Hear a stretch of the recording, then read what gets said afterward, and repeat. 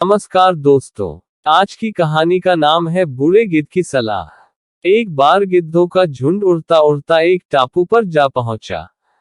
वह टापू समुद्र के बीचों बीच स्थित था। वहां ढेर सारी मछलियां, मेढक और समुद्री जीव थे। इस प्रकार गिद्धों को वहां खाने पीने को कोई कमी नहीं थी।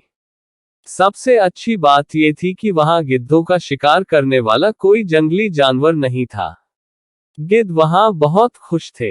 इतना आराम का जीवन उन्होंने पहले देखा नहीं था। उस झुंड में अधिकांश गिद्ध युवा थे। वे सोचने लगे कि अब जीवन भर इसी टापू पर रहना है, यहां से कहीं नहीं जाना, क्योंकि इतना आरामदायक जीवन कहीं नहीं मिलेगा। लेकिन उन सब के बीच में एक बूढ़ा गिद्ध भी था। वह जब युवा गिद्धों को देखता तो चिंता में पड़ जाता। वह सोचता कि यहाँ के आरामदायक जीवन का इन युवा गिद्धों पर क्या असर पड़ेगा। क्या ये वास्तविक जीवन का अर्थ समझ पाएंगे? यहाँ इनके सामने किसी प्रकार की चुनौती नहीं है। ऐसे में जब कभी मुसीबत इनके सामने आ गई तो ये कैसे उसका मुकाबला करेंगे?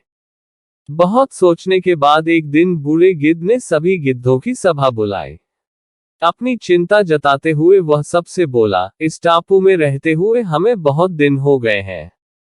मेरे विचार से अब हमें वापस उसी जंगल में चलना चाहिए जहां से हम आए हैं। यहाँ हम बिना चुनौती का जीवन जी रहे हैं। ऐसे में हम कभी भी मुसीबत के लिए तैयार नहीं हो पाएंगे। युवा गिद्धों ने उसकी बात सुनकर भी अनसुनी कर दी। उन्हें लगा कि बढ़ती उम्र के असर से बूढ़ा गिद्ध सठिया गया है, इसलिए ऐसी बेकार की बातें कर रहा है। उन्होंने टापू की आराम की जिंदगी छोड़कर जाने से मना कर दिया।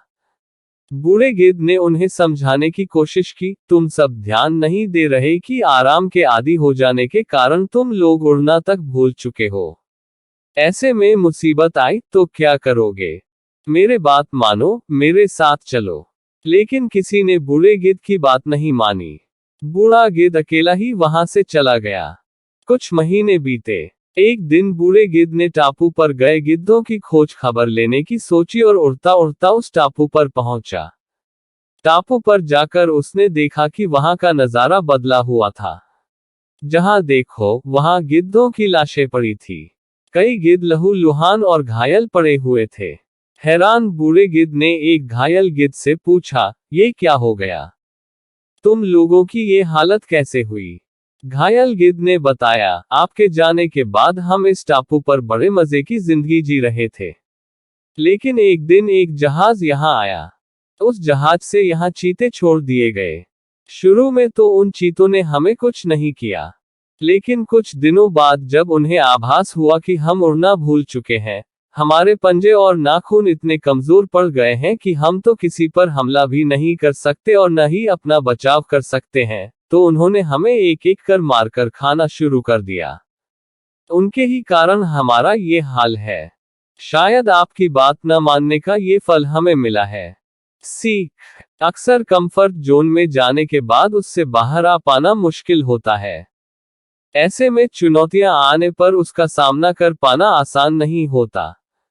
इसलिए कभी भी कंफर्ट जोन में जाकर खुश न हो जाएं।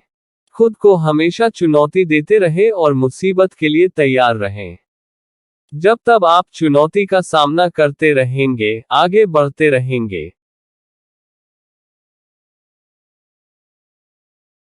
कहानी अच्छी लगी हो तो वीडियो को लाइक करें, शेयर करें अपने दोस्तों के साथ, चैनल को सब्सक्राइब करें।